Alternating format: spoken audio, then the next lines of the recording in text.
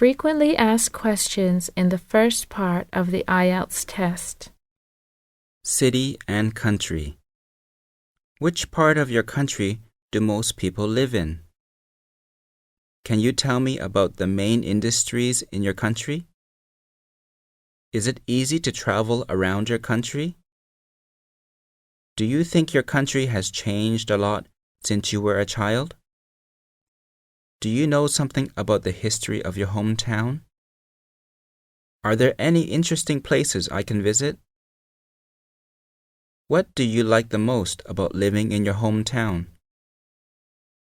Can you compare your hometown with big modern cities like Beijing? What are the advantages and disadvantages of living in your hometown? Can you describe the city where you live now?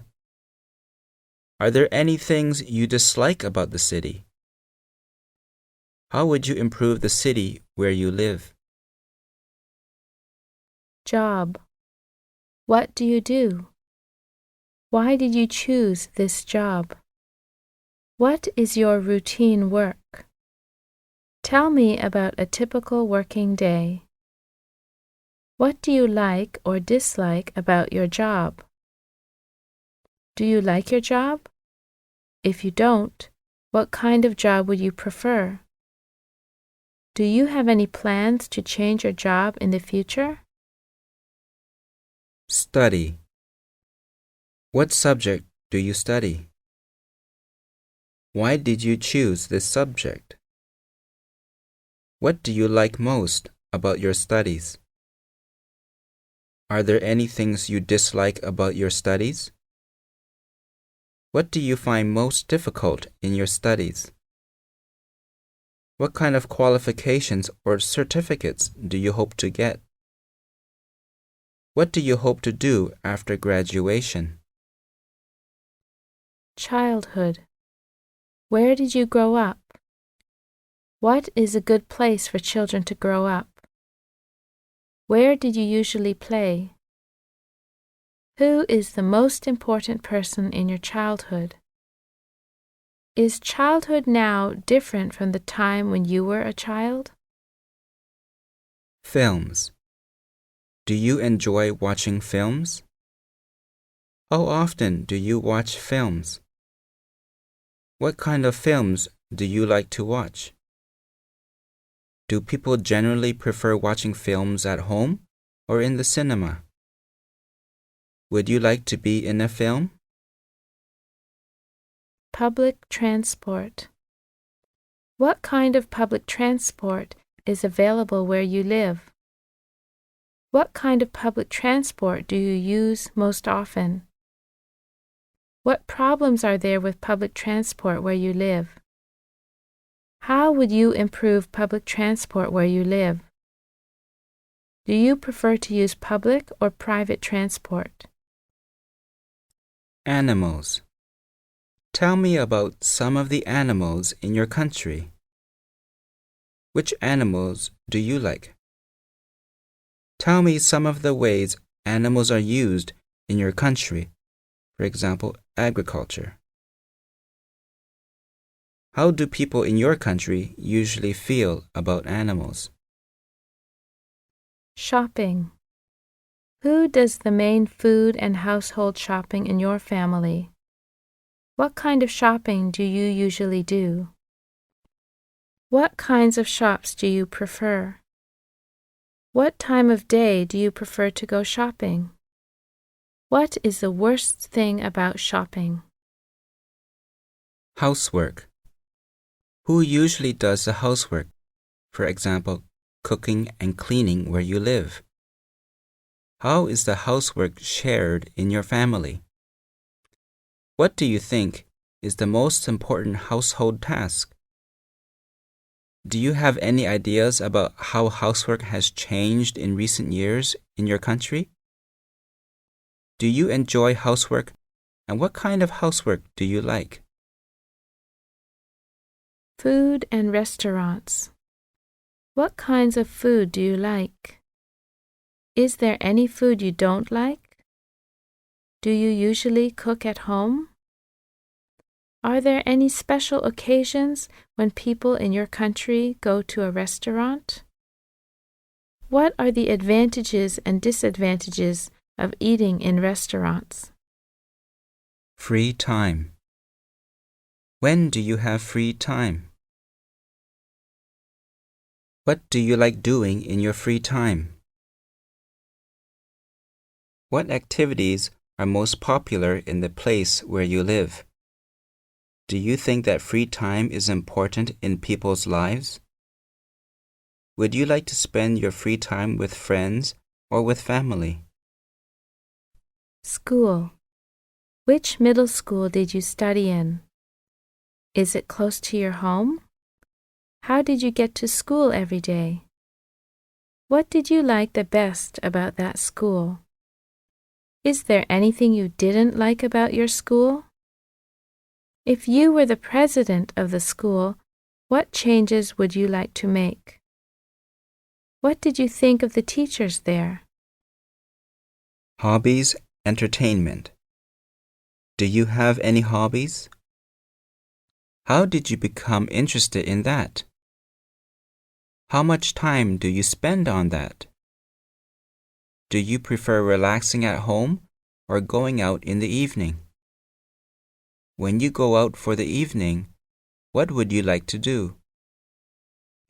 Is there any kind of entertainment you dislike? Why do you think that people have hobbies? Travels. Do you like traveling? How often do you travel and why? What kinds of places are you most interested in and why?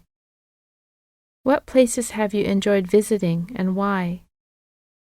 What do you normally do when you are in a new place? Which do you prefer, traveling by yourself or with friends, and why? What does traveling mean to you? Festivals.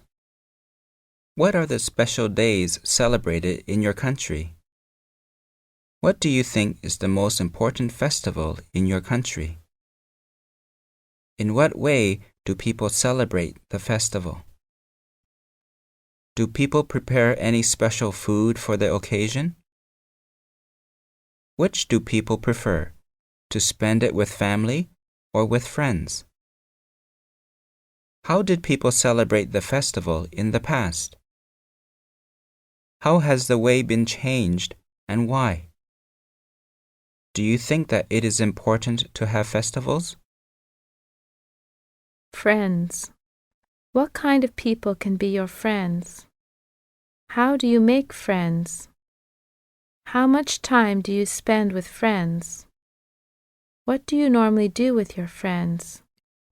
Do you prefer to spend more time with friends or with family? Would you rather have one close friend or many common friends? How important is friendship to you?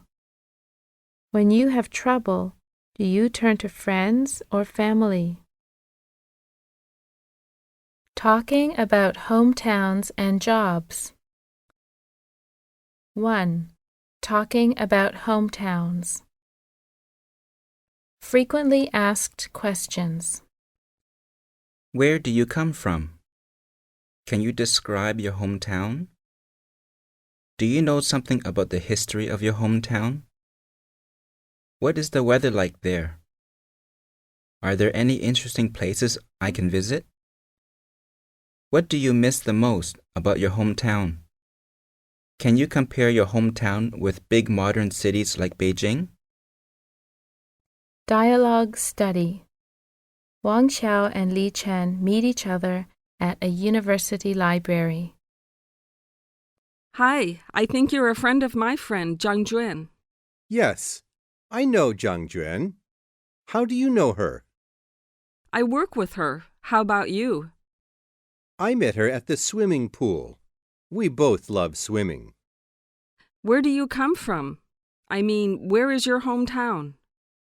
I am from the northeastern part of China, Changchun, the capital of Jilin province. And you? Well, I was born in a small village outside of Hangzhou, but I also grew up in Hangzhou. It's a couple of hours away from Shanghai. Yes, I've heard of it before. It's quite famous. Definitely a place on my to-visit list. What is the weather like there? It's probably not as cold in the winter as Changchun is, and hotter in the summertime. We don't get a lot of snow, but there's a rainy season. How's the weather in Changchun? Well, cold, of course, in the winter. Many people think it's cold in Changchun all year round, but it's really not. The summers are really beautiful, not too hot, about 32 or 33 degrees. Wow, I didn't think it would get that warm there. Maybe I should go and see Changchun next summer. Are there any interesting places I can visit in Changchun? Yes, there are a couple of places I would highly suggest that you visit, but the best time to come is in the winter time. There's skiing on the Changbai Mountains, skating along the Songhua River, and a special ice lantern sculpture festival, too. Did you also know that Jilin is known for its deer antlers, for medicinal purposes? Anyway, I could go on and on about my hometown. What about Hangzhou? What are the interesting places to visit? I bet there are a lot of tourists each year. Yes, Hangzhou is usually full of tourists. Everybody knows that the area around the West Lake is really beautiful, and there are a lot of famous sites there, too. You should see the West Lake during the moonlight. It's so beautiful, especially during the Autumn Moon Festival. I really miss my hometown. Me too. There's really no place like home. What do you miss the most about your hometown? You mean besides my mother's cooking? Well, I suppose it would be walking along the West Lake during a misty morning or a beautiful sunset. What do you miss about Changchun? My family. I have a lot of aunts and uncles and cousins living in Changchun. I'm the only one who lives outside of Changchun. Wow, I can't even imagine being on my own like that. That must have been really hard at first. Yes, it really was. When I first moved to Beijing, my cousins were really envious. They thought that Beijing was obviously better than Changchun because it is the capital of China. In fact, I thought so too at first. But now, I don't think that is much. What do you mean? I mean that there are definitely some similarities, like both are modern capital cities, but as the center of education, culture, and politics, Beijing is definitely more exciting. There are many opportunities to grow and learn. Like in Beijing, you can easily watch a variety of international standard performances, and you will be better informed. But it sounds like you think Beijing is better than Changchun. Let me finish. There are definitely more opportunities in Beijing, but I still think that Changchun is a much friendlier place. People are not so busy, and their lives are not so hectic. Anyway, that's just my opinion. Do you think Beijing is a better place to live in than Hangzhou? No, not really. I think that Hangzhou is much more beautiful than Beijing. In my opinion, Beijing is developing too rapidly, so pollution has become a big problem. You know how everyone complains about all the cars on the road, too. Traffic jams are so common that if you don't meet one when you're traveling, you feel that something must be wrong. Another thing about Beijing is that there are so many modern buildings, but the city has lost some beauty. Much of the history of Beijing is hidden now, after lots of the old houses were demolished, except for some of the tourist sites. That's a shame. What about Hangzhou? What kind of history does Hangzhou have? Hangzhou was founded about 2,200 years ago in the Qin dynasty. It was also the capital city for the Song dynasty, and it has always been famous for its natural beauty. Now Hangzhou is known as a place for silk and for Longjing tea. You've convinced me to go. I'll have to visit Hangzhou someday soon. Say, I've got to go. I'm sorry we didn't even introduce ourselves to each other. I'm Li Chen. I'm Wang Xiao. I've enjoyed chatting with you. Thanks, me too. We'll have to get together another time. Yes, definitely. Take care. Bye. 2.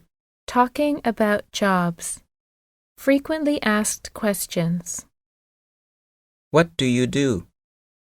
Why did you choose this job? What is your routine work? Tell me about a typical working day. What do you like or dislike about your job? Do you like your job? If you don't, what kind of job would you prefer? What job would you like to be doing in 10 years' time?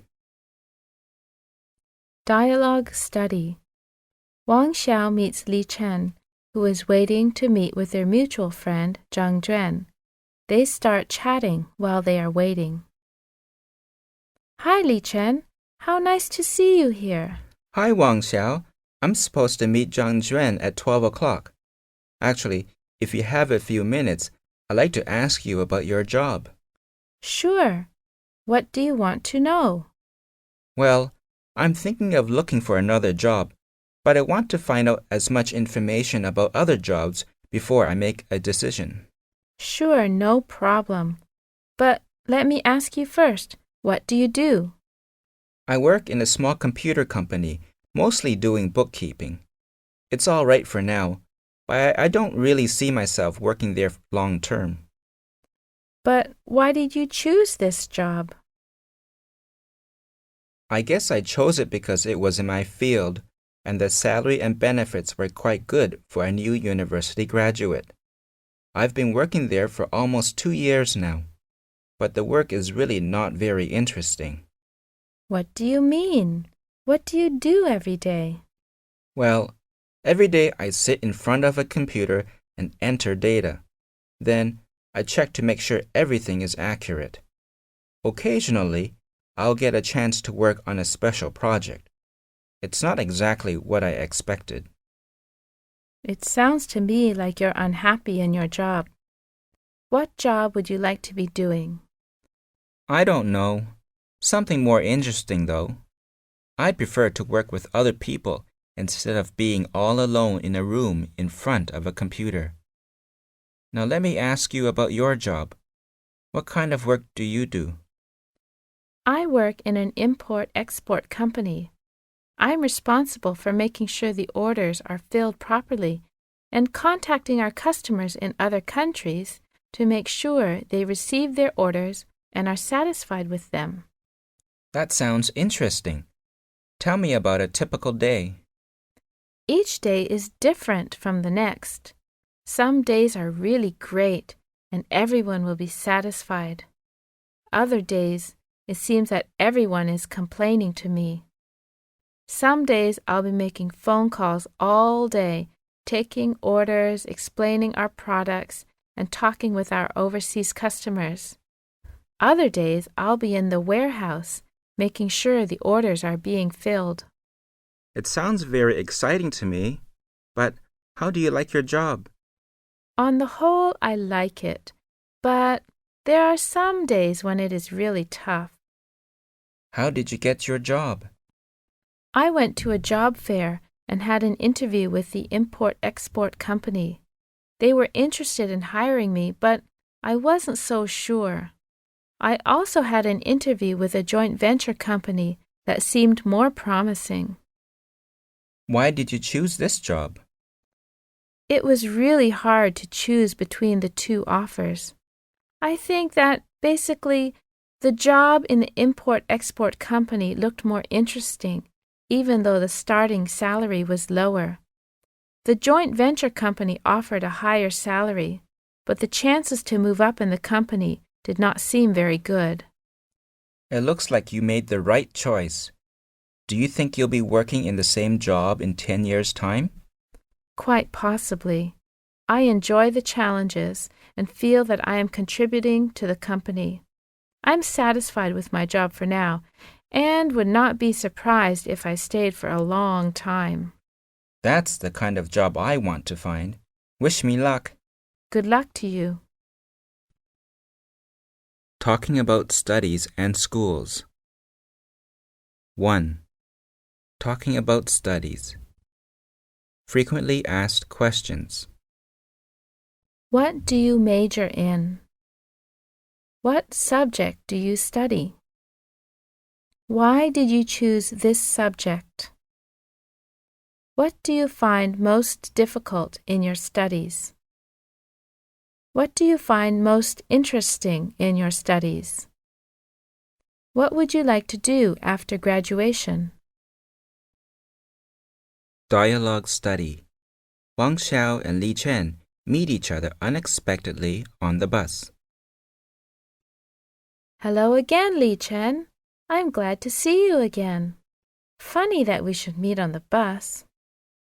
I've been thinking a lot about what we talked about the last time we met, and I have a few more questions for you. Hi, Wang Xiao. What do you want to know?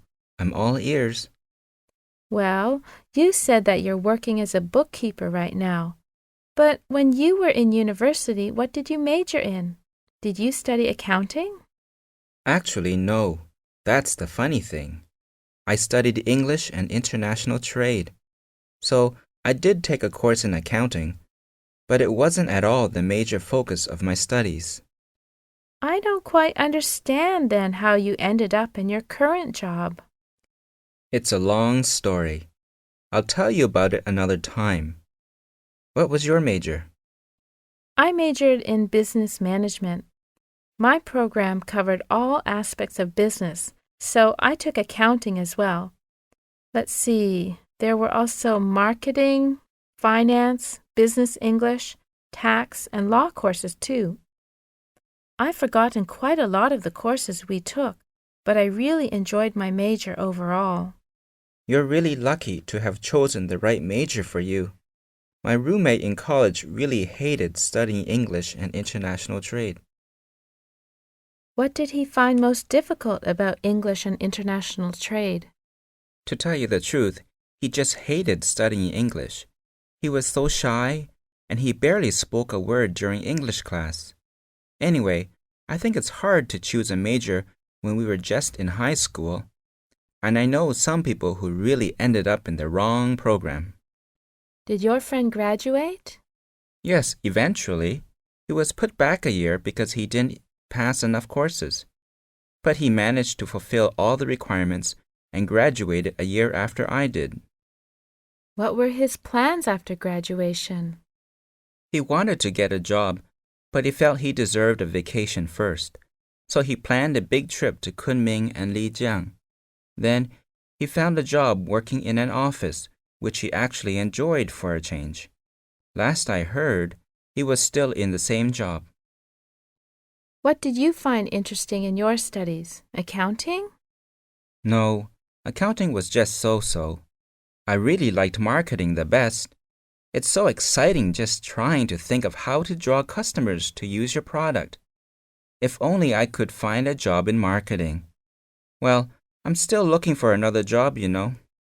Hang in there. You'll find a good job one of these days. I really hope so. Thanks for the encouragement.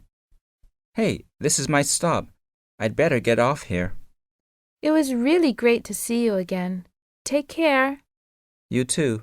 Bye. 2. Talking about schools. Frequently asked questions. Which middle school did you study in? Was it close to your home? How did you get to school every day? What did you like the best about that school? Is there anything you didn't like about your school? If you were the president of the school, what changes would you like to make? What did you think of the teachers there? Dialogue study. Wang Xiao and Li Chen meet in a restaurant. Hey, Wang Xiao, over here. Hi there, Li Chen. Nice restaurant you've chosen. I come here all the time. I'm one of their regulars. The food's good and the price is right. Sounds good to me. Hey, look at those middle school kids over there. I bet that's the first time they're going out to eat in a restaurant all by themselves. Remember when you were a middle school student and you dreamed about changing the world? I had so many big plans back then. Me too. I loved middle school. Best years of my life, except for the last 2 years when we really had to buckle down and study hard. Hey, if you were the president of your middle school, what changes would you like to make? That's easy. First of all, I'd change the classes to start later in the morning, and then I'd eliminate classes on weekends. I'd make sure there were plenty of clubs and activities for students to join, and I'd set aside one afternoon a week for students to just do activities.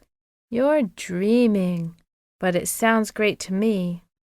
Well, what did you like best about middle school? If you can remember that far back. I love the camaraderie of being with my friends all day and having teachers who knew me and cared about me. I don't know. College life and the working world are really different.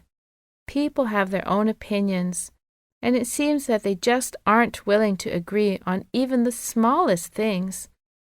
It wasn't like that in middle school. What middle school did you study in? You've probably never heard of it.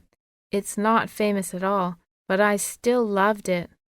Middle school number 72, just a couple of blocks from my parents' apartment.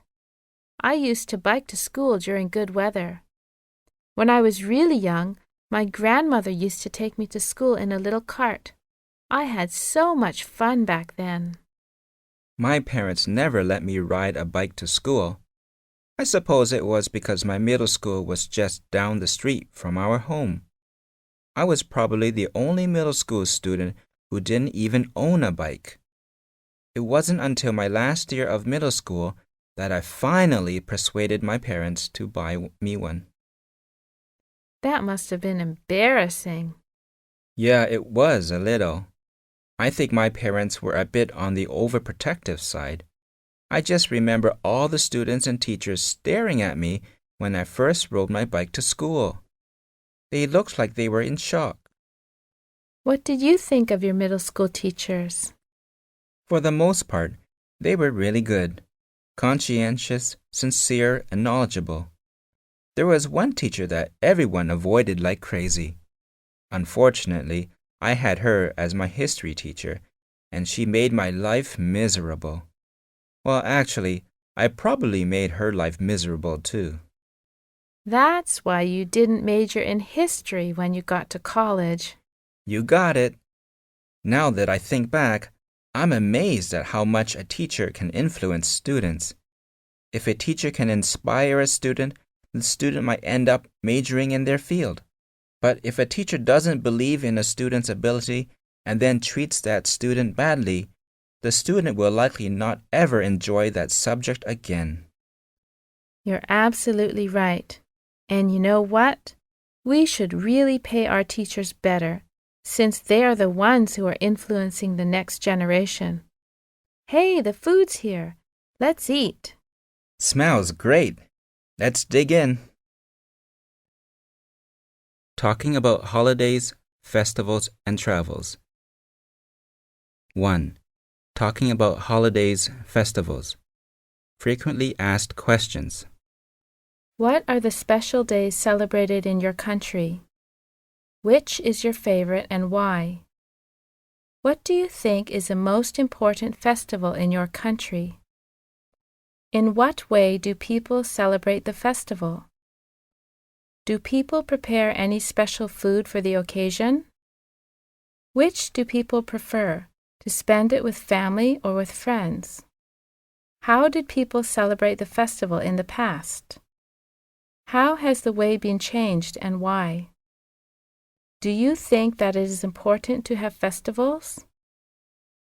Dialogue study. Wang Xiao introduces Li Chen to a foreign friend, Frank Roberts. Hi, Li Chen. I'd like you to meet my friend, Frank Roberts. He's from Canada, and he's visiting Beijing for a few days. Hi, Mr. Roberts. Nice to meet you. Please call me Frank. It's nice to meet you too. What was your name again? Li Chen. Li is my family name, and Chen is my given name. Wang Xiao has told me a lot about you. It's nice to finally meet you in person. Same here. Say, how do you know Wang Xiao? We do some import-export trade together. I'm a purchaser for a large Canadian department store, and we buy quite a few goods from Wang Xiao's company. They're one of our biggest customers in Canada.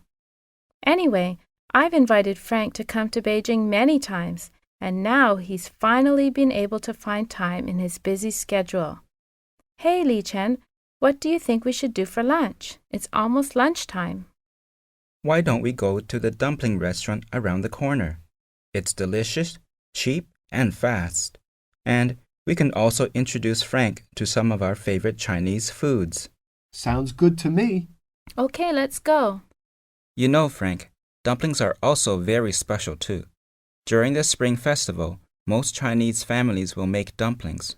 What's the Spring Festival? That's probably the most important festival in our country. Some people call it Chinese New Year. It's a celebration marking the end of the old year and the beginning of the new year, according to the lunar calendar. It's usually held sometime between mid-January to mid-February, depending on the lunar calendar. So, in addition to dumplings, what else is special about the Chinese New Year? Most people clean their houses from top to bottom, put decorations, usually red ones, on their doors and in the homes, and eat a lot of good foods. During the Chinese New Year, it's also important to be with your family and friends, so many people will travel to their parents' home, even if they live very far away. Yes, and they also pay a lot of visits to their close friends. It sounds a lot like Christmas. We decorate our homes with Christmas trees, stockings, and colored lights. We eat a lot of good food, and most people spend Christmas time with their families or good friends. Oh, and we also buy Christmas presents for each other. Chinese families will give red envelopes or hongbao to their children or friends' children. The red envelopes contain money, so it's like giving a present to the children. Also, people buy new clothes and shoes to wear for the new year, so it's also another kind of a present. Many people also like firecrackers and fireworks to celebrate. Wow! Spring Festival sounds really great. Whoever thought of the idea sure had a good one. How long has China been celebrating the Spring Festival? It must be for at least a few centuries. What was it like in the earlier days? Is it celebrated in a similar way these days? There are many similarities still, but over time some traditions have disappeared. I think that dumplings have always been a big part of the Spring Festival. As well as giving money to children and buying new clothes. And also things like decorating one's home and going back to your parents' home. All of these things have been around for a long time. So, have there been any changes at all? Well, nowadays, firecrackers are illegal in most of the cities, so this tradition has changed, and people don't have as much time to stay at home as before, usually because they are too busy with their work. Some people even prefer to take a holiday instead of going back to their parents' home to spend the Spring Festival. And for some rich families, buying new clothes for the new year isn't very exciting because they buy new clothes all year round. But many of the main traditions are still kept, right? Yes, for the majority of Chinese families, they still follow the tradition. Hey, our dumplings are here. Let's eat. I'm starved. They smell great, but how can we eat so many of them? You'd be surprised at how many we can eat. 2. Talking about travels. Frequently asked questions. Do you like traveling? How often do you travel and why? When do you usually travel? What kind of places are you more interested in and why? What places have you enjoyed visiting and why? What do you normally do when you are in a new place? Which do you prefer, traveling by yourself or with friends, and why? What does traveling mean to you? Dialogue study. Li Chen is waiting for Wang Xiao. They plan to visit a bookstore and spend some time together. What time is it? Why is Wang Xiao taking so long to get here? Li Chen! Sorry I'm so late. I lost track of time and then I got stuck in traffic. Thanks for waiting. I was just beginning to wonder if you would show up. Anyway, now that you're here, I can stop wondering. I'm really sorry. That's all right. Forget about it. Hey, where was that bookstore you wanted to show me? Follow me. It's just around the corner. I want to look at the travel books if you don't mind. I'm planning a holiday, but I haven't exactly decided where to go. Any suggestions? What kinds of places have you been to already? I've almost been to all of the famous mountains in China, except for Shan and, of course, Mount Everest. You know me, I much prefer climbing a mountain to seeing historic sites. What about you? Do you like traveling? Well, it depends. I've had some really bad experiences, so I'm really cautious about traveling. On my last trip, I went to Guilin, and it rained the whole time. That's too bad. When do you usually travel? You've got to remember to try and avoid the rainy season, especially in the south of China. Yeah, I think that was the problem. Maybe that's why the holiday was advertised at such a low price. I'm not really planning another trip in the near future. I still need to recover from the last one. How often do you travel? I try to go somewhere new at least once a year.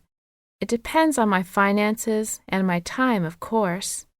And it's really hard to get tickets during the government holidays. But those are the only times I can travel. Anyway, I've been fortunate so far. Besides the mountain climbing, what places have you enjoyed visiting the most? I loved Inner Mongolia and the Three Gorges. China has an amazing range of geographical features, not to mention local cultures, dialects, and foods. I just love soaking in the local culture. Do you always get this excited about going to somewhere new? What do you normally do when you're in a new place? First of all, I walk along the streets and poke my nose into different markets and busy places. Then I buy a few fruits and try some of the local specialty foods.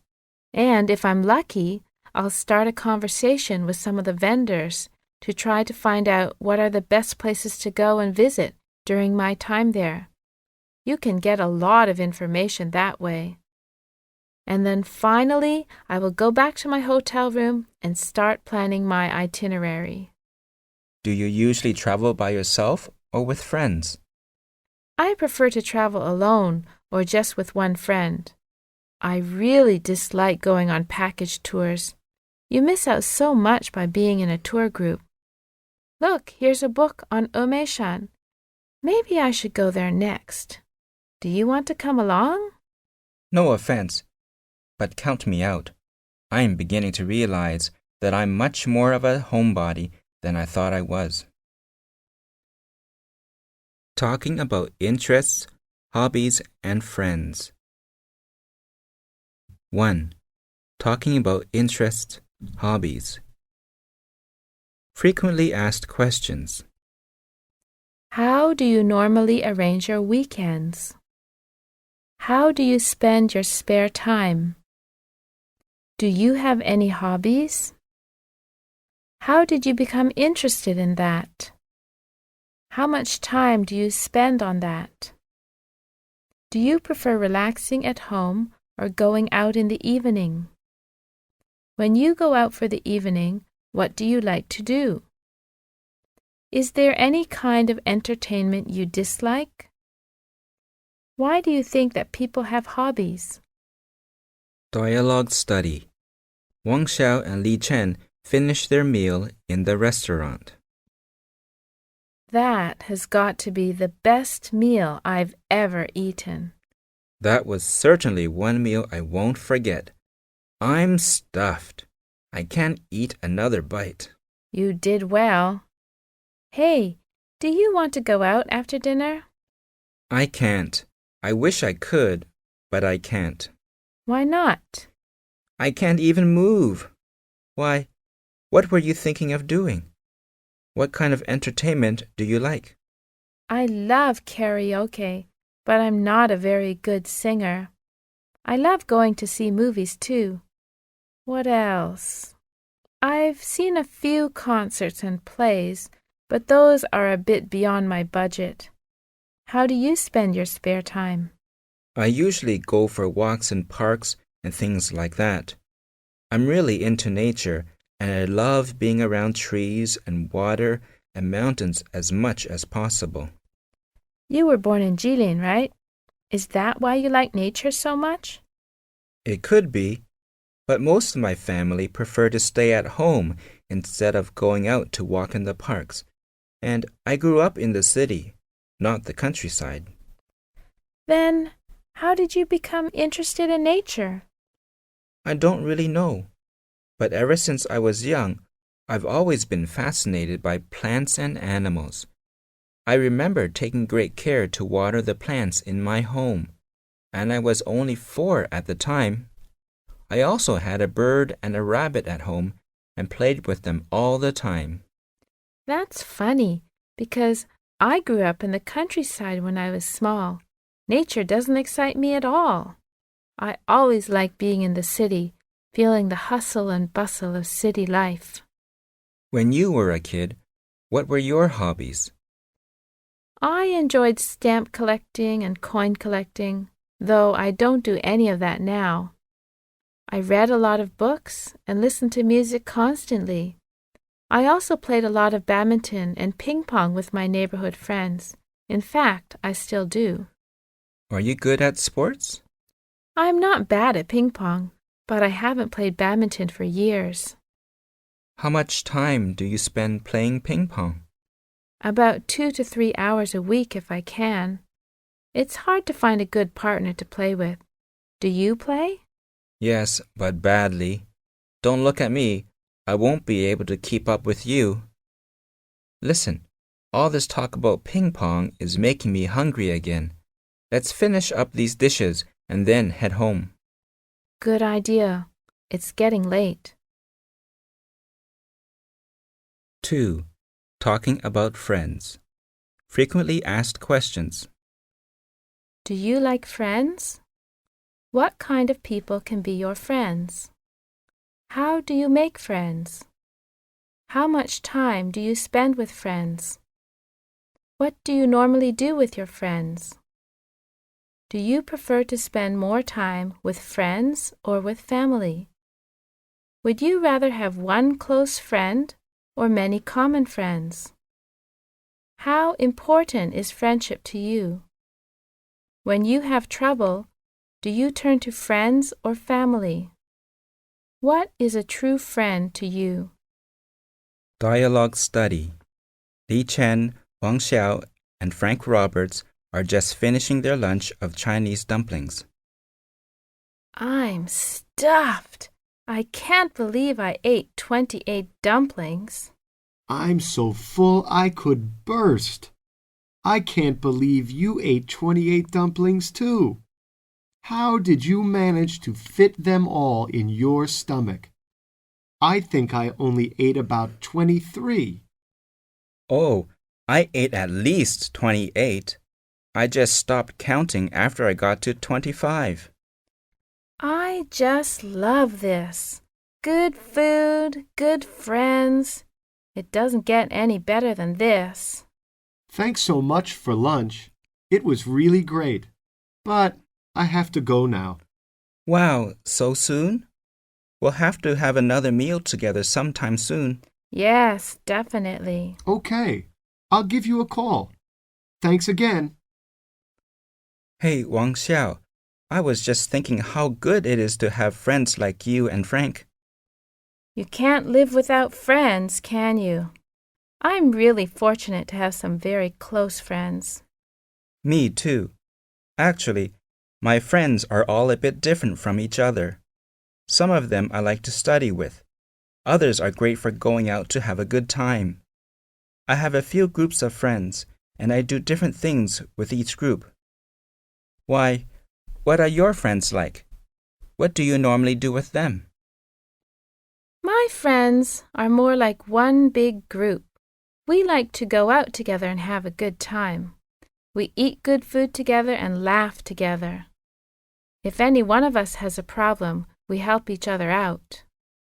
Do you prefer to spend time with a group of friends or with just one close friend? It doesn't really matter to me. I like both types of friendship. I think I prefer to spend time with just one friend at a time. Perhaps that's why my friends don't even know each other. Most of my friends have been friends since middle school. That's amazing. How did you manage to keep such close ties with your middle school friends? How much time do you spend with your friends? Well, some friends I see once a month or so. My closer friends, I probably see them every other week if I can. Friends are never too busy for friends. If my friend comes to visit me, then I usually drop everything and spend time with my friend. Yes, I do that too, but I usually like to plan ahead and make sure my friends are free before I go to visit them. My parents tell me that in the old days, they didn't have to call ahead to ask their friends if it was okay to visit them. It was always okay to visit your friend. You didn't even have to make an appointment. I heard that too, but things have changed a bit these days. Though if the person was my very close friend, I would be glad if they visited me, even without calling me first. Well, that makes you a true friend to them too. What else do you think a true friend is? I think my true friends are people who understand me and care about me. I can be totally honest with my true friends, and they accept me and are honest with me too. What is a true friend to you? For me, a true friend is someone who will help me no matter what. You're right, Li Chen. That's another very important characteristic of a true friend for me too.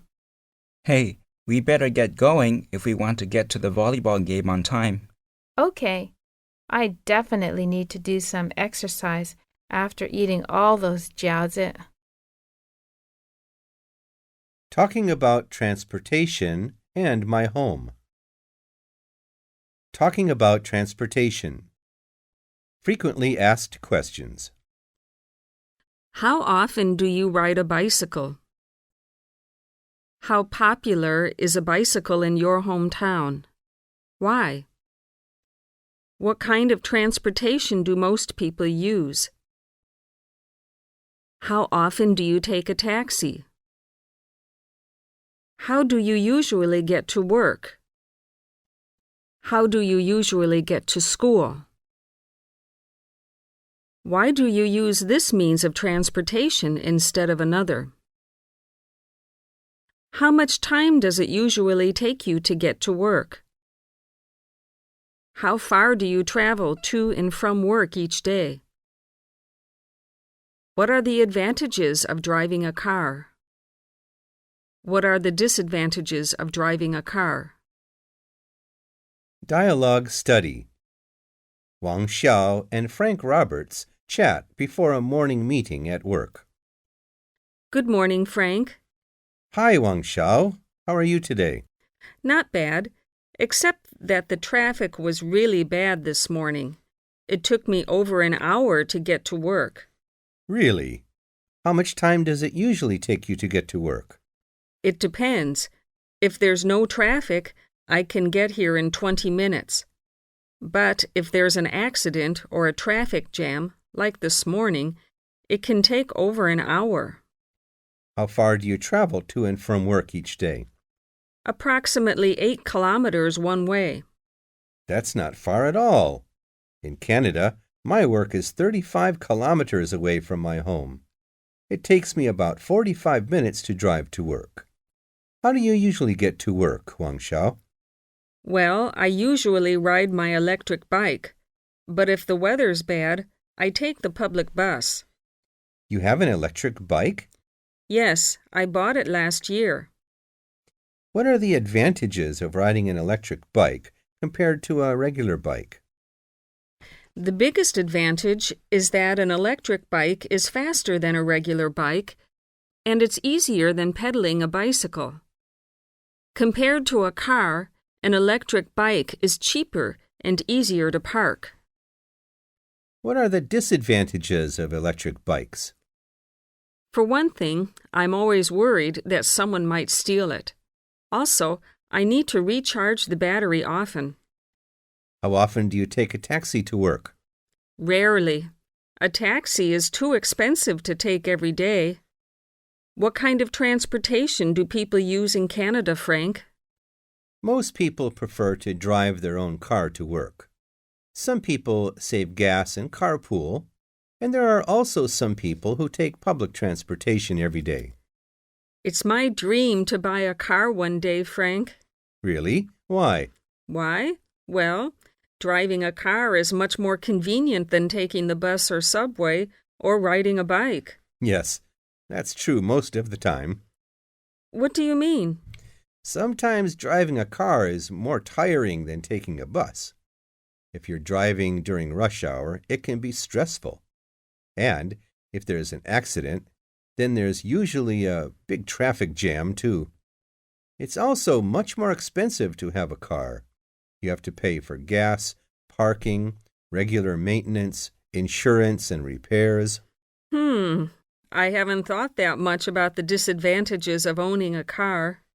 It's good to think about both the advantages and disadvantages. You're right, Frank. Hey, it looks like the meeting is about to begin.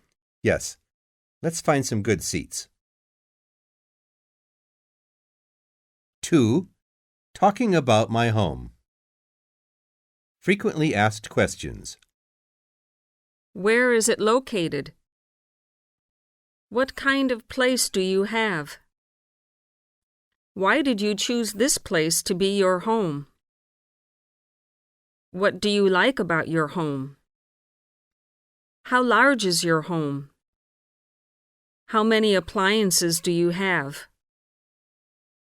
Describe some of your neighbors. Could you tell me about your neighborhood? What is one drawback about the place where you live? What is your ideal home? Dialogue study.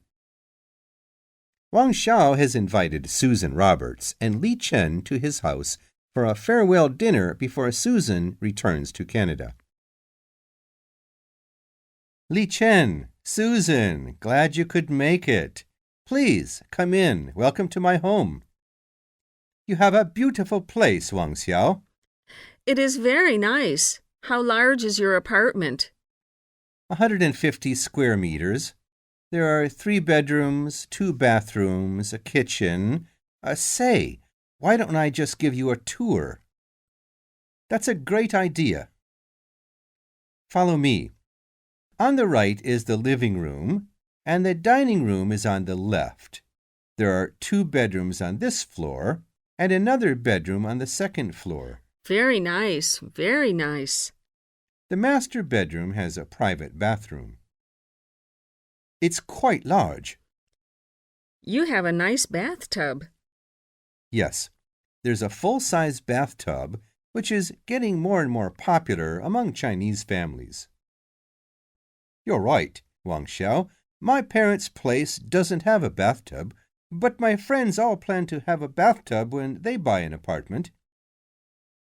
Over here is another bedroom and bathroom, and the kitchen and a small enclosed balcony are back here. Wow, you have an oven too? How many appliances do you have? 3. A washing machine, refrigerator, and stove. Chinese apartments usually have 3 appliances. Isn't that right, Li Chen? Yes, that's true. We don't have a dishwasher and clothes dryer like most apartments do in Canada. Now, let me show you the second floor. This way, please. The second floor has a bedroom and another room which I call the music room. I can see why. There's a piano, guitar, violin, and drums. I didn't know you were a musician, Wang Xiao. Me either, Wang Xiao. You've been hiding your musical talents from us. Would you play something for us? Maybe another time. It's almost time for dinner. Let's go downstairs. This is a very spacious apartment, Wang Xiao, and you're still a bachelor. Why did you choose this place as your home? Well, there are 2 main reasons. One reason why I bought this apartment is to provide my parents with a place to stay when they visit. How often do your parents visit you? About 2 to 3 times a year. They usually stay for about a month each time. And the second reason? Well, Susan, it's true that I'm still a bachelor, but I hope to marry someday and have a family. This apartment is big enough for a small family, and the neighborhood is really friendly and safe.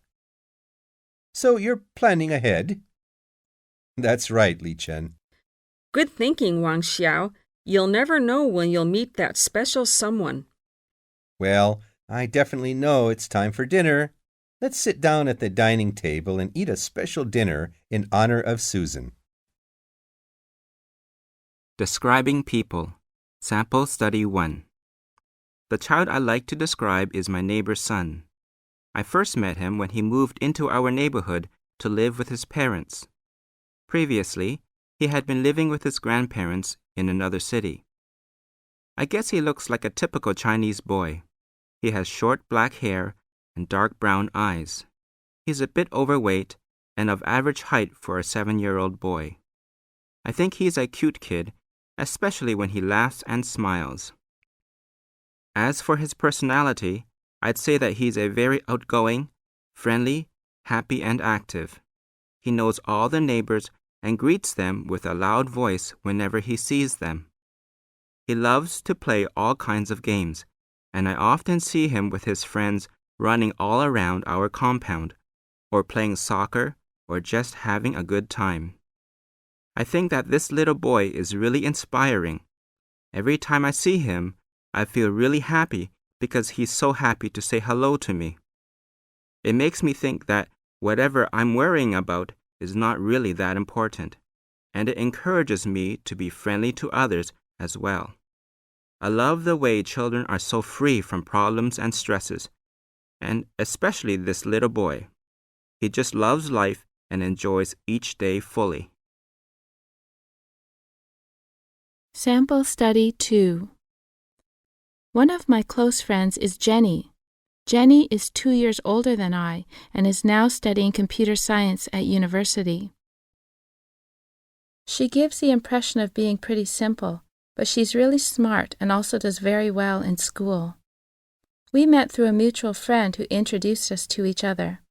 This mutual friend is my classmate and also Jenny's cousin. One time when I was at my friend's home, Jenny came to visit her, so she introduced me to her. Jenny and I both like going to a park and just walking around. We talk quite a lot about everything and enjoy the peaceful environment of the park. I think that's what we like to do most. Another thing that we often do is go shopping together. We have similar tastes in clothes and music, so we like to go shopping with each other too. I really like Jenny because she's so easy to be around. She's not demanding and pushy like some people I know. We don't have to plan everything in detail when we get together. We just do whatever comes to mind. I think that Jenny understands me the most, even more than her cousin, who is my classmate. Jenny and I can share anything. She tells me about what she's going through, and I tell her about my problems. I've never had such a close friend who really cared about me and wasn't trying to get something from me. I guess the best thing is that our friendship is not selfish. We both want the very best for each other. Describing items and events. 1. Describing items. Sample study. One of my favorite toys is a remote control car. It's mostly made of plastic, and it takes 4 batteries to operate. It's a miniature version of a sports car, so it has these cool designs on it. I bought it at a toy store in downtown Beijing. I had saved up some money and had been planning to buy it for a long time. When I had enough money, I went with my friend to the toy store, and we stood there for a long time trying to decide which model to buy. Finally, I chose a car that looked like a Porsche. Basically, there are 2 parts to it: the remote control and the car.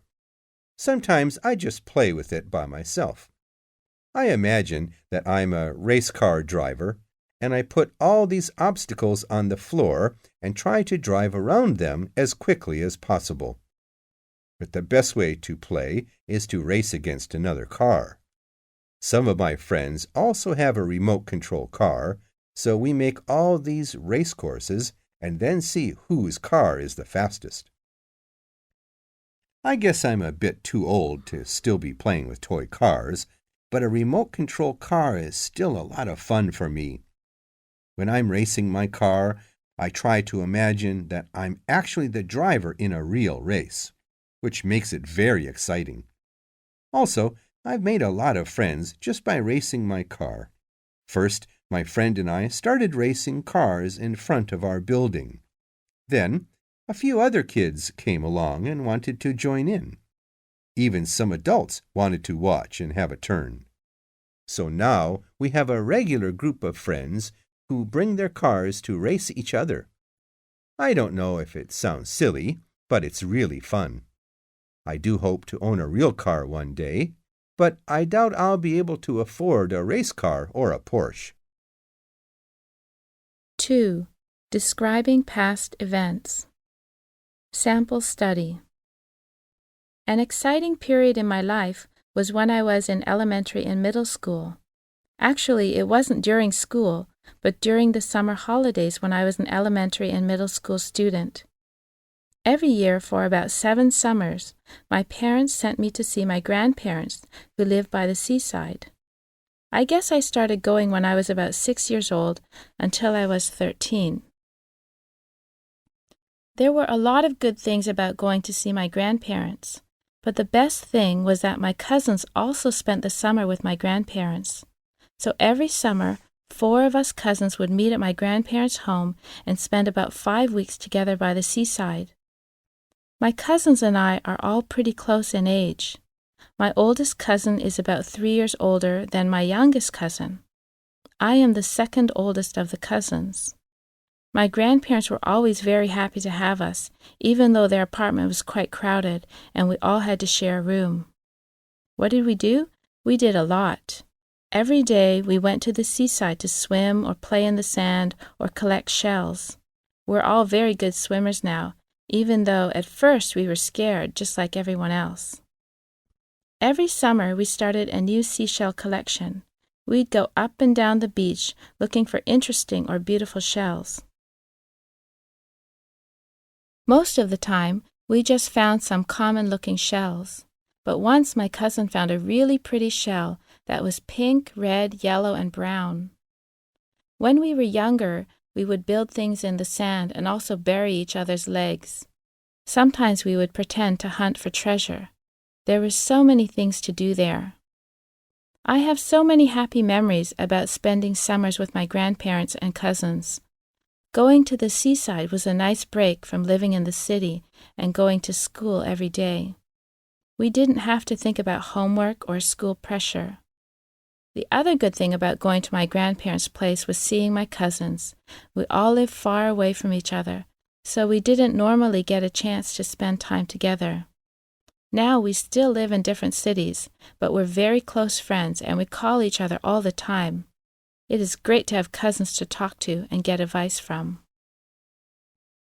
Describing places and changes. 1. Describing places. Sample study. I really like to visit this park, which is not too far from my home.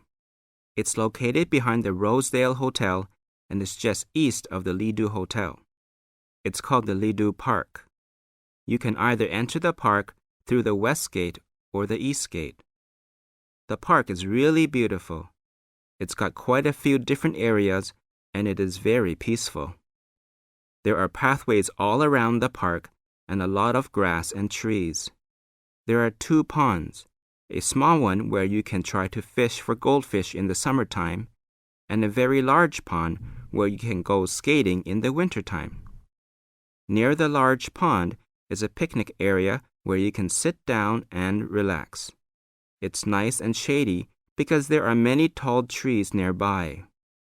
There's also a play area for small children with games and rides, a restaurant and a snack bar, and an indoor swimming pool. I first found the park a few years ago after a friend told me about it. I went to see it for myself, but it was actually a bit hard to find the way to get in because the entrances were not very prominently marked. When I first went there, I was pleasantly surprised at how large the park was. There were so many different parts of it: the small pond, the large pond, the children's area, the swimming area, and some other grassy areas where children could play. I just walked along the pathways to get an idea of what the park was like. My first visit to the Lido Park made me want to return again and again. I even thought about buying a monthly pass instead of buying a single ticket each time. Actually, I didn't buy the monthly pass because I knew I wouldn't be able to visit the park as often as I would like to. I love going to the Lido Park because it makes me feel relaxed and happy. It's so peaceful to walk along the paths or just sit down by the large pond and think. I like to watch the children playing in the children's area because they are so excited and energetic. It's a nice break from city life. I usually go to the Lido Park whenever I feel like I need some space to unwind and think. 2. Describing changes. Sample study. I guess one of the biggest changes that has happened in the last few years in my hometown has been the increase of parks and trees around the city. Now there are many beautiful parks in every area of the city. There is a lot more grass, trees, and flowers. I'm not entirely sure what caused the change, but I believe it is partly because China is becoming more open to the rest of the world. More and more foreign companies, businesses, and schools are interested in starting up in China. The 2008 Olympics was held in Beijing. China has gained entry into WTO. So, I believe that the Chinese government has been trying to improve the environment of each major city, and making more green spaces has been one of the ways to do this. At first, everyone thought the government was crazy to turn shops and housing into areas for grass and trees. Frankly, it seemed like a waste of space. I heard that people were not happy with being forced to move out of their homes so that a small park could be built. However, now that the parks have been completed, they are very popular for both the young and the old. Adding parks, grass, and trees and flowers has made a big difference in improving the looks of my city and in making us more proud of our city. I think the change is really great. These small parks have added a great deal of beauty to our city. People enjoy sitting in the park and talking with friends. It's nice to have a quiet and peaceful place to go after a busy day of work. Describing programs and books. 1. Describing programs. Sample study. I think that Happy Dictionary is probably one of the most popular TV programs in China. It is a weekly 1-hour quiz show, which is on every Friday at about 10 p.m. and repeated the next day, that is Saturday, at about 11 a.m. Each time they invite about 6 guests to participate as well as a group of spectators to watch the show. First of all, the participants have to compete on certain questions to see who can be the main examinee. Then the examinee has to answer up to 12 questions and gets a prize according to the number of questions he or she answers correctly. I guess that both young people and elderly people watch this program, especially those who want to have a relaxing evening. The show is a very popular one for several reasons. Firstly, it is fun to watch. Some participants are really nervous, while some look like they have things under control. Secondly, it is actually a quiz with lots of interesting questions closely related to everyday life. While watching, people can also test themselves on these questions. They can enlarge their range of common knowledge by watching it. Anyway, it is really popular because the program is not only fun and relaxing to watch, but also educational. People learn through the games, and what's more, the host and hostess are quite entertaining too. 2. Describing books. Sample study. One of my favorite books is called Men Are From Mars, Women Are From Venus, written by John Gray, who is an American. I read it last year during my summer holidays. A friend of mine recommended it to me and lent me her copy. The book basically gives advice about how to understand men and women and how to communicate better with each other. Its main idea is that men and women are from different planets, and we cannot assume that our way of communication is similar. In fact, we should assume that it is quite different. This book was really an eye-opener for me. I had never thought about men and women in this way before. It helped me to understand better why men are the way they are, and also why women do the things they do. All the information was so well presented that it was easy to accept and understand, and it wasn't offensive or derogatory to either men or women. Reading this book has been very helpful for me to understand my boyfriend better. At first, I wanted him to be just like me and thought it was strange why he was different. Now I can accept him to be the way he is, and I know that he's really just from another planet. I have read the book 3 times now. Whenever I start to misunderstand my boyfriend, I go back to the book and reread it again. It always helps me to get a better perspective on our relationship. Describing stories and ideas. 1. Describing stories. Sample study. I recently heard of a poor widow in Gansu province who didn't have enough money for her son to continue going to school. I read this in a Chinese newspaper not too long ago. The son was a very good student, always first or second in his class, and very well liked by his classmates and teachers. When he told his teachers that he was going to quit school so that he could find a job, they were really surprised.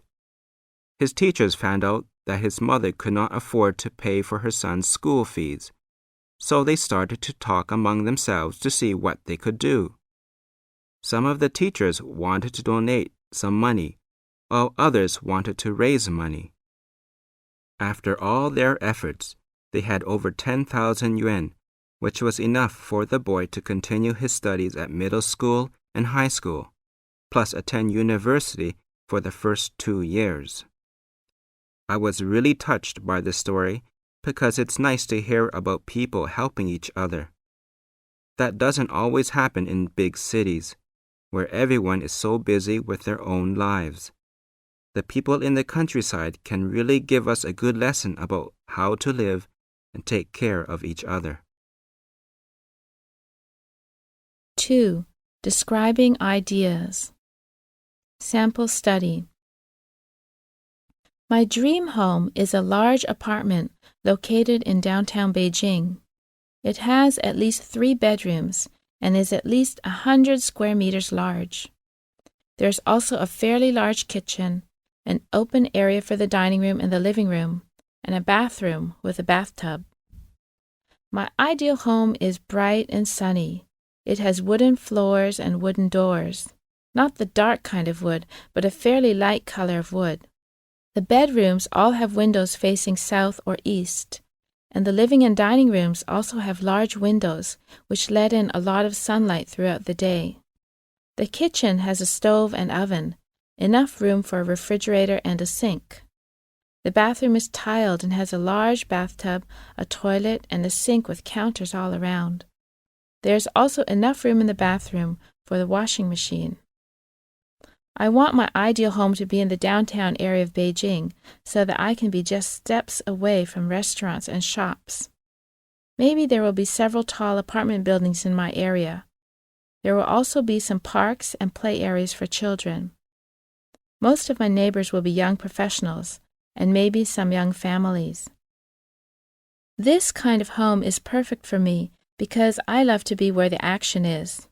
I can't imagine not living in the downtown area because I love to be walking on the streets, shopping, trying out new restaurants, and seeing some shows. I also want to live close to my work so that I don't have to travel very far each day. So my home will be like my small island of peace amidst the hustling and bustling of downtown Beijing. Whenever I want some excitement, I'll just step outside. And when I want some quiet time, I'll just go back to my home. Describing shopping experiences and movies. 1. Describing shopping experiences. Sample study. Last December, I traveled to Thailand for a holiday.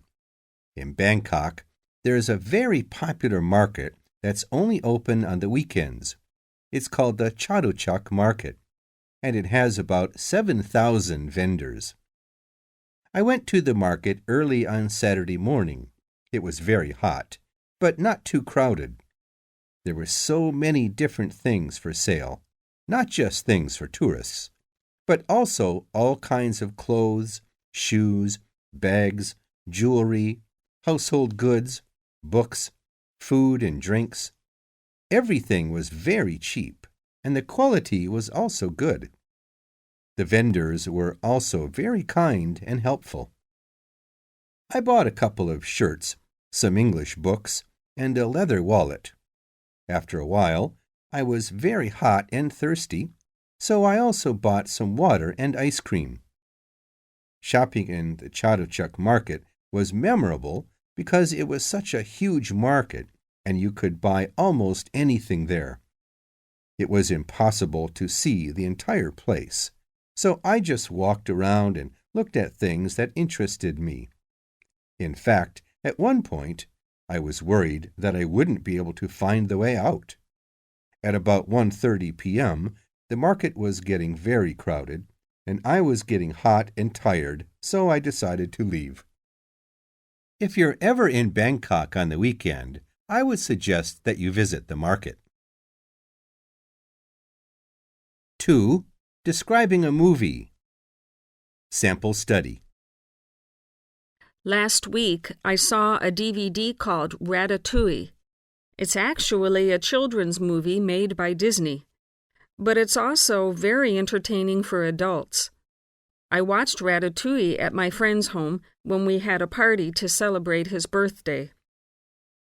The story is basically about a friendship between a rat named Remy and a young man named Linguini. The rat loves to cook and dreams of becoming a real cook one day. He reads a cookbook written by a famous chef, Chef Cousteau. Remy's father doesn't support his dreams and wants him to be a normal rat. The young man, Linguini, has trouble keeping a job and finding his way in life. One day, he is hired to work in a famous restaurant, but actually, He can't cook at all. So, Remy and Linguini form a partnership, which they hide from everyone else. Remy guides Linguini by hiding under his hat and pulling his hair to make Linguini's hands move. In this way, they make many delicious dishes together. I liked Ratatouille because it has very good computer animation, and there are also some good lessons. They are about following your dreams, even if others don't support you, facing the consequences of not being honest, and the importance of being a loyal friend. There were also many funny moments in the movie. Ratatouille is a good movie for both children and adults. I would recommend it to everyone. Description.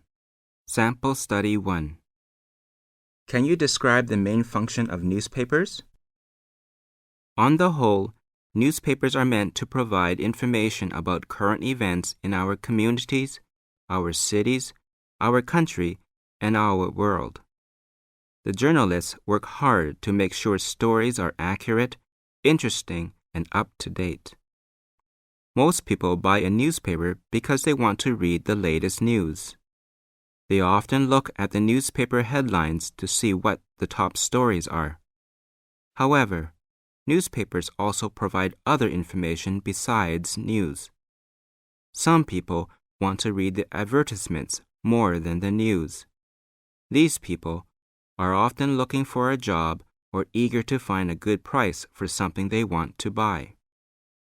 Newspapers also have many advertisements that tell about which companies are hiring employees, what new products are available, and other opportunities that everyone should try. So, I would have to say that there are two main functions of newspapers. The first one is to provide current news, and the second function is advertising. Sample Study 2. What role does music play in our life? Music plays a large role in our lives, but its effect is not always obvious. Babies learn through music. They can learn new ideas, such as knowledge about animals and many other things, and even learn their own language through the use of music. Children love to sing and dance to express their happiness. Teenagers often find music helpful to express their feelings. Adults listen to music to relax after a stressful day. And elderly people frequently gather together in parks to dance or sing. This is their form of entertainment and enjoyment. So you can see that throughout our lifetime, music plays a significant role in each stage of our lives. Agreement, disagreement. Sample Study 1. Do you think that advertisements help people make choices? In my opinion, advertisements are useful in helping people make choices. They provide information about what products are available and how much they cost. Without advertisements, people would only buy something they already know about, even though a better product might be available. Of course, we should also remember that the main purpose of advertisements is to make money for the company. People should learn to be careful when looking at advertisements so that they do not get cheated. Sample Study 2. Do you agree with the idea that we are too dependent on technology today? Yes, I believe we are absolutely too dependent on technology these days. You only have to see what happens when something breaks down to know that we are heavily dependent on technology. Let me give you a few examples. In communicating with one another, people used to visit each other to talk. Later, they would talk by telephone. Now, people send emails, chat on the internet, and send messages through their mobile phones. People have moved away from face-to-face communication. At work, most companies rely heavily on computers. If there is a problem with the computer system, some employees cannot work at all. Sometimes the whole company must wait until the computers are repaired. At school, students used to do their homework by writing it out or using a typewriter. Now many students will do their homework using a computer. They are not used to writing things by hand anymore, and students' handwriting is of poorer quality than students from previous generations. So you can see that we are definitely too dependent on technology these days. Comparison and contrast. Sample Study 1. Can you compare the transportation we have now with what we had in the past? Well, despite all the changes that have occurred over the years, one thing that has remained more or less the same is the bicycle. For a long time, people have loved to ride their bicycles to work or school, and for some people, it is the best and only way to travel. Some things that have changed have been the number of cars on the road. There's no comparison between now and the past. There are many more privately owned cars than before. Another main difference is that the public bus system has improved. Buses are more modern and comfortable, and there are many convenient bus routes to take people where they want to go. In some bigger cities that have underground transportation, the subway systems have all been improved and modernized. So, almost all these changes have been for the better. The only thing that has not improved are the traffic jams, but perhaps we will never get rid of them. Sample Study 2. What is the difference between weekday clothes and weekend clothes? Weekday clothes are usually more formal than weekend clothes because on weekdays people are usually going to work, whereas on the weekend they are free to relax, stay at home, or go out. Actually, that probably is true for working people. They usually dress nicely or wear a uniform for work. On the weekend, they can choose whatever they want to wear. I suppose some people might dress up more on the weekend than they do for their jobs, while others would dress more casually on weekends. For students, they usually wear their school uniform on weekdays and can choose to wear whatever they want on weekends. For the very young and the very old, there is probably not much difference between their weekday clothes and weekend clothes, since they do not go to school or work. They can freely choose to wear whatever they want. Evaluation. Sample Study 1. Based on the benefits and disadvantages tourism brings, what do you think of tourism? From my point of view, tourism is basically a good way for a country to generate income from outside sources. I mean that instead of taking money from the citizens of a country, people from other countries bring money into your country, which helps your country to prosper. A further advantage of tourism is jobs. Tourism provides many jobs to people, and this is good for the country's economy and also for society. If people are employed, they can help their country's economy to grow. In addition, they won't have too much time to complain and get into trouble. What I mean is that when people are working and making their own money, they are less likely to commit crimes in order to get things they cannot normally afford. So this is good for society because it helps people to be responsible citizens. Just from these two examples, you can see that overall, tourism is a good thing. Sample Study 2. What do you think about the balance between work and leisure? I don't think some people are good at balancing work and leisure. There are people who work 12 hours a day, 6 or 7 days a week. Their work is very demanding, and they have little time to rest. Some people enjoy working long hours and don't mind missing out on leisure time. They are called workaholics. Others are very unhappy about their jobs. Money is no longer a problem, but they don't have any time to enjoy the money they make. I suppose that some jobs require very long hours, and that each person can choose to take a demanding job with high pay or a less demanding job with regular hours and slightly less pay. Personally, I think that money isn't everything. I would take a job that has regular hours and slightly less pay, as long as I have enough money to live on. Speculation. Sample Study 1. In what ways do you think people will change their eating habits in the future? This is a hard question. In my opinion, it's quite likely that as the standard of living rises, people will be more selective about what foods they want to eat. They will try different foods, more expensive foods, and foods from other countries. There's a good chance that there will be more restaurants, many more restaurants with food from different countries and better quality of food and presentation. Another change I predict is that people will want more convenience and fast foods.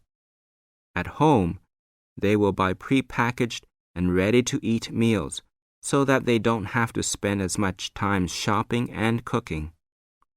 As people become busier with their jobs, they will want to eat their meals more quickly so that they have more time for other things.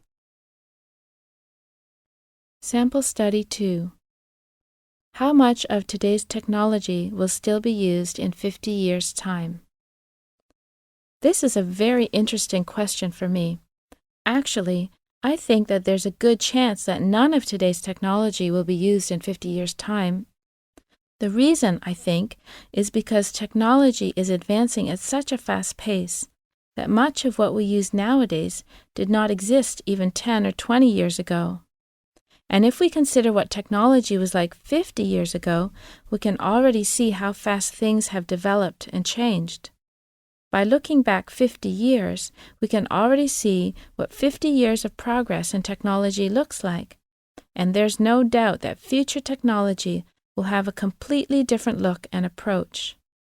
Technology in 50 years' time may very well be so vastly different from today's technology that people will laugh at our backwardness and simple lives.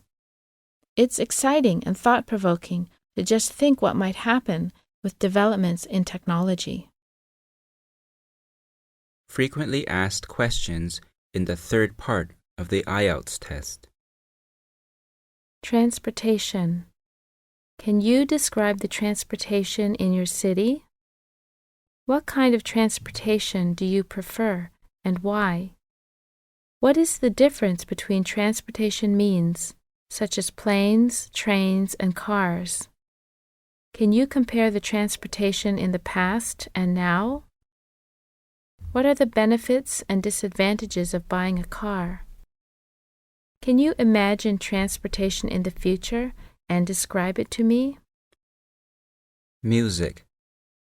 Do you prefer to listen to music alone or with friends? What is the role music plays in our life? What kind of music do you like and why? Is music important in your life? Why is it easier for children to learn music than adults? Do you think it is useful for a child to learn to play a musical instrument? Natural beauty. Can you describe a popular place of natural beauty in your country? What can we do to protect the natural beauty of the country? What measures has the government taken to protect natural scenery? What is an ideal place of natural beauty for you? Food. Do you like cooking, and what is your favorite dish? What kind of eating habits do you have? Tell me something about food in China. Would you prefer to eat with friends or to eat alone? What is the difference between meals people have today and in the past? What are the benefits and disadvantages of inviting people to eat at home or in a restaurant? In what way do you think people will change their eating habits in the future? What do you think of science in food production? Gifts. What do you think is the best present for children? When do people usually exchange gifts in China? Compare the gifts given today with those given 20 years ago. How important are brand names when you are buying gifts? Do you think that advertisements help people make choices? What kinds of gifts do you think would be popular in the future? Friends. By what ways do people make friends? What is the difference between adults making friends and children making friends? What is the most important factor you need to think about when you make friends? What are the possible reasons which cause friends to break up? How important is friendship to people and why? Family. What is the typical structure of a Chinese family? Would you consider your family a typical Chinese family, and why? What are the advantages and disadvantages of traditional families in China? What are the differences of families in the past and today, and what caused the changes? Can you compare the lifestyle of your grandparents' generation with that of yours? Does the government have any policies to deal with family relationships? Can you imagine what families will be like in the future? Reading. In what way does reading help people?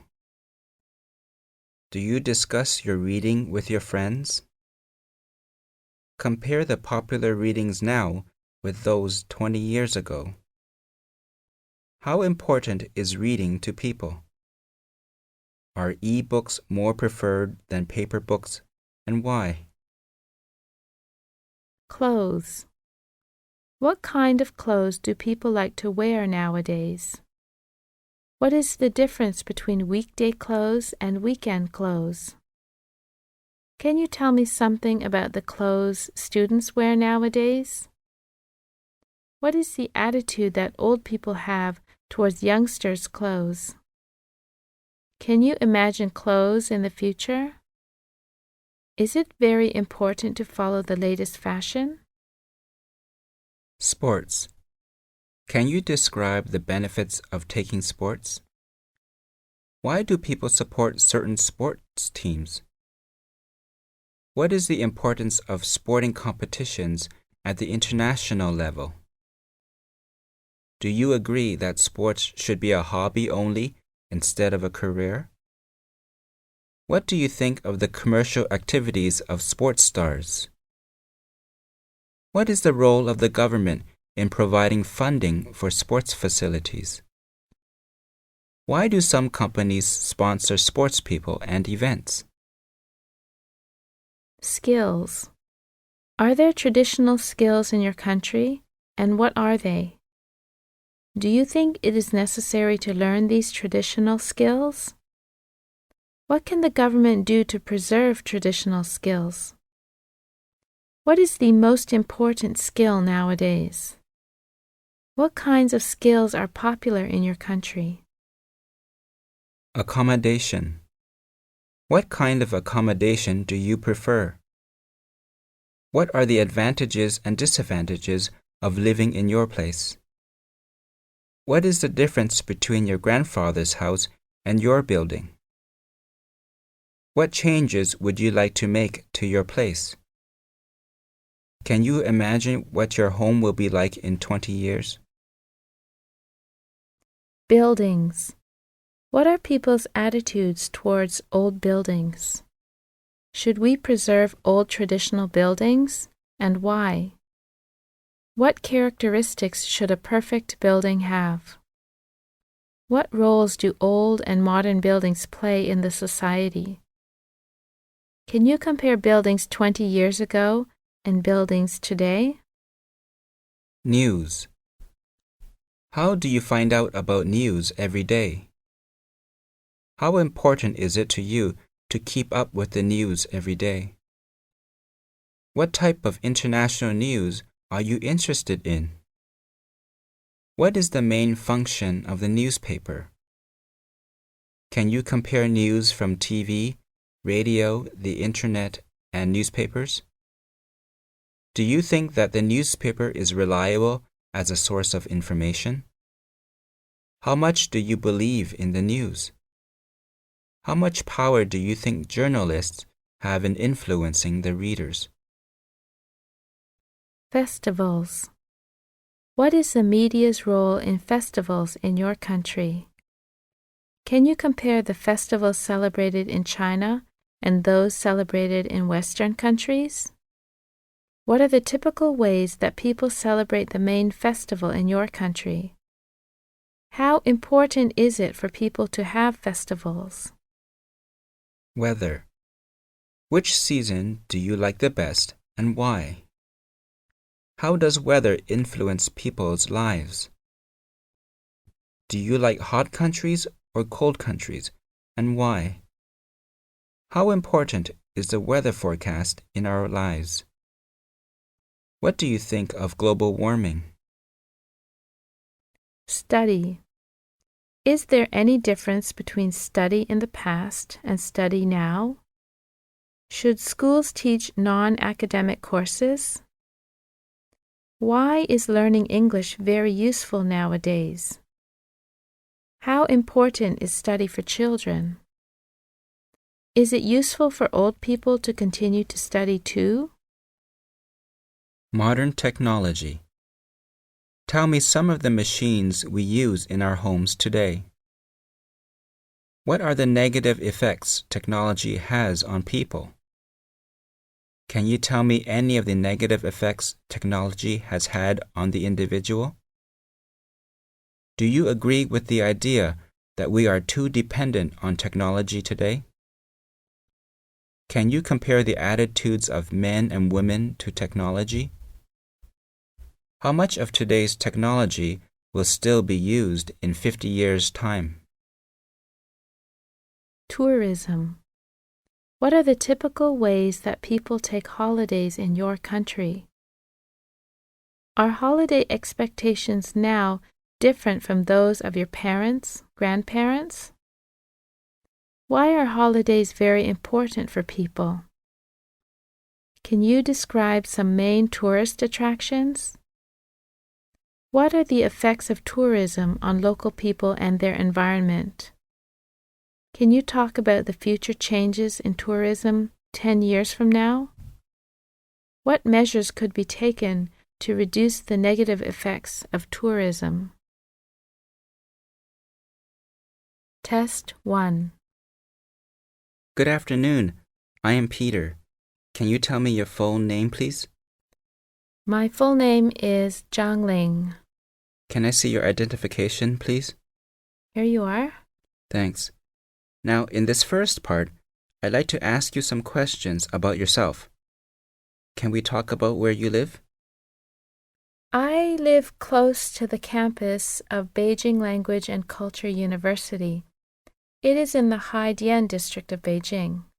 The building I live in is a 6-story apartment building for teachers. What do you like the best about where you live now? The best thing for me is the surrounding area. It is a very quiet place, and the gym is very close. I can do physical exercises whenever I want. Okay, let's move on to talk about shopping. Where do you shop every day? There is a supermarket called Wufu within about 15 minutes walk. Normally, I shop there for 1 week's groceries. As for some small things I need occasionally, I just go to one of the small stores on campus. There are a couple right next to our building. How do you choose your shopping place? Well, first of all, I prefer a place which is easier to get to. It would be great if it is just in the neighborhood. Then I like stores with a variety of goods, so I can have my choices. Of course, the price is also something I am concerned about. Do you enjoy watching films? Yes, I do. I used to watch films a lot. Watching films with friends is so much fun, especially when I finish all my work. How often do you watch films? I used to watch films about once a week, but now I cannot afford that. And at the same time, I am also busier with my work. I go to films quite irregularly. Probably, maybe about once or twice a month now. Do people generally prefer watching films at home or in the cinema? People probably prefer watching films at home, I guess. Of course, the effect is a lot better in the cinema, but the tickets are too expensive nowadays for common people, and sometimes the cinemas are too far away from home. So it is easier to just stay home and watch films on TV. Now, I'm going to give you a topic, and I'd like you to talk about it for 1 to 2 minutes. Before you talk, you'll have 1 minute to think about what you want to say. You can make notes if you like. All right? Remember, you will have 1 minute to prepare. I'll tell you when the time is up.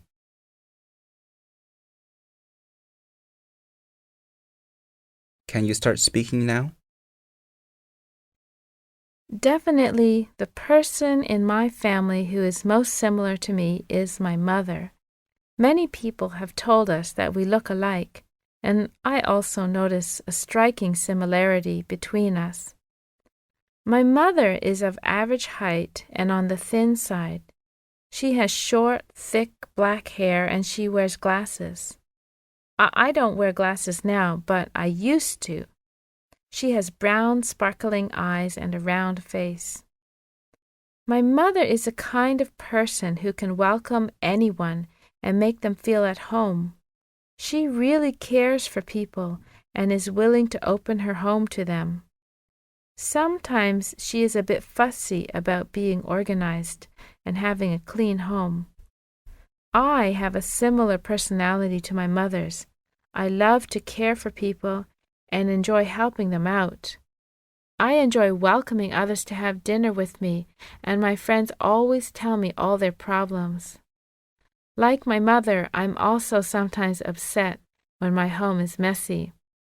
But I don't think I get quite as upset as my mother used to when I was a child. So, we have been talking about your family, and now I'd like to discuss with you some general questions related to this. What is a traditional family like in your country? Well, give me 1 second. I'd say that a traditional family in China is the one with 3 generations living together under one roof. Elderly people in China are not used to living alone by themselves or staying in nursing homes, and their children won't let them do that either. So they always stay with their own children and help with raising their grandkids.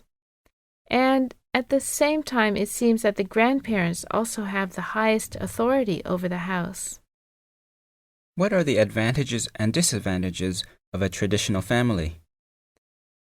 The advantages, I think, are that it is easier to take care of each other while living together, and a big family also brings a feeling of warmth.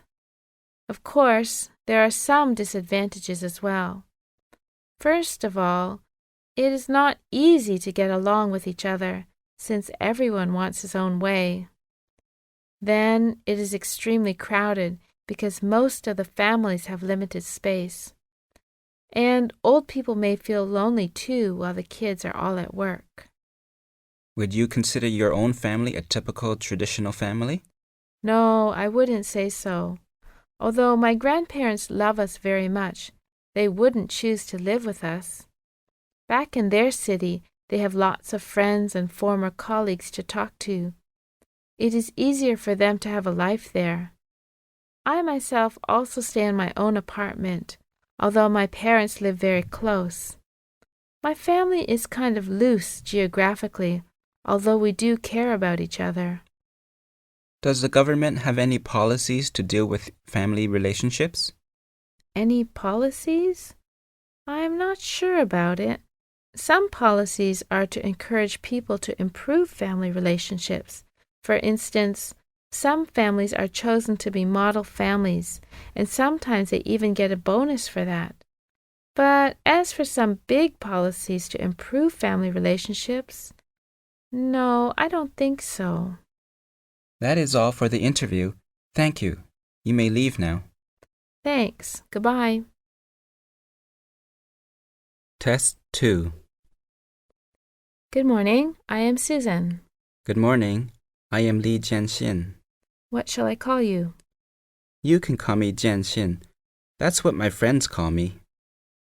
Okay, now, first of all, I'd like to ask you some questions about yourself. Can you tell me about your study? Right now, I am a freshman in Beijing University, majoring in English. I attend classes every day during the weekdays, and they include compulsory courses like intensive reading, writing, oral English, and some elective courses as well. Why did you choose English as your major? Actually, I didn't do well in English when I was in middle school.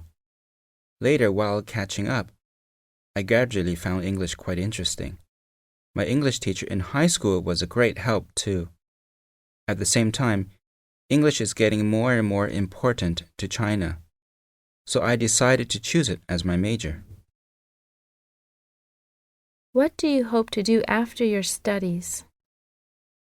I will see what will happen later, but if everything works out, I want to be working in a travel agency, mainly dealing with international travel, so I can travel constantly from country to country. Let's move on to talk about your childhood. Where did you grow up? I grew up in a small town called Baoxian.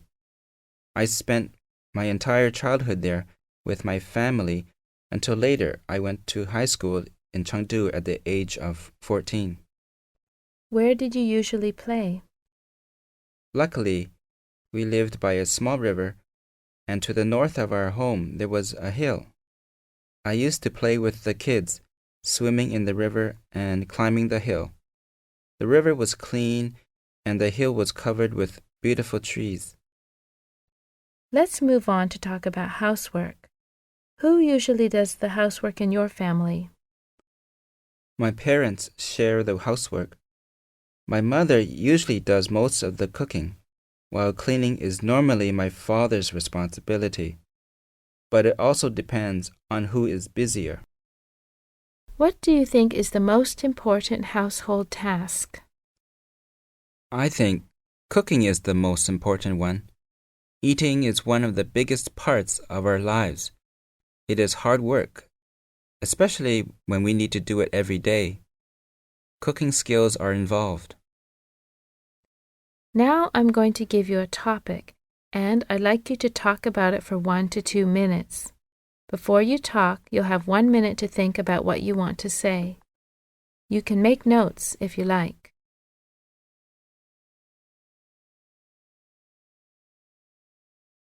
Can you start talking now? The most popular sport in China is football. You can almost play it anywhere, as long as you have a large enough area. I've seen people play it on football fields, on empty roads, on driveways, and in parking lots just about everywhere. Mostly boys enjoy football. Starting from elementary school until college, boys love to get together and play football. Young men love it too. As for the reasons, I think, first of all, it's very accessible. Almost anyone can play football. You don't need to have expensive lessons or equipment to be able to play football. The second reason is because football is a team sport. Once you play together on a team with your friends, you'll become addicted to playing it again and again. It's so exciting to play as a team and win as a team, though losing is not that exciting. But it's fun to be part of a team. For me, I used to dislike football. Actually, I'm not that athletic, so I was never one of the first players to be chosen for a team. Later, I learned how to play.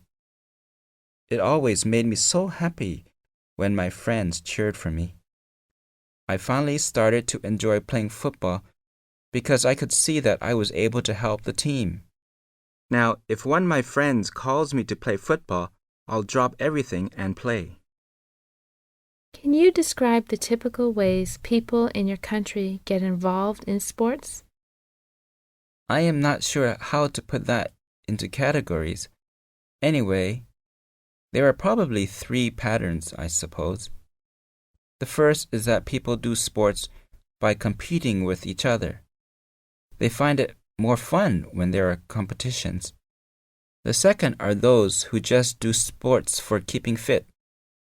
They go jogging, swimming, etc., in the gym or in the roads without any pressure. The final one, I guess, are those who like outdoor activities like hiking, traveling, rock climbing, and surfing. They have fun, and at the same time, they are also doing sports. Do you think that children should start sports at a very early age? I think so. Actually, sports should be a part of people's lives, and it is better for children to learn when they are young. Doing sports can help a child to grow up healthy, I think. The only thing is that they should not be involved in any dangerous things or take any risks. Why are sports very important to people? Sports are very important to people for a couple of reasons. First of all, it improves people's health, as everyone can see. Then, it provides a way to get away from the hectic life and stop thinking about work pressures. Finally, it also helps people to cooperate with each other and work as a team. How do you see sports in about 20 years' time? It's hard to imagine that. I guess that sports at that time will be even more important than it is now. People will need less and less physical power for their daily living, and technology is developing fast with inventions which will replace people for all kinds of work. Then people will absolutely do more sports to keep fit. And there could also be new ways of doing sports. Thank you very much. That is the end of the interview. Goodbye. Nice talking to you. Bye.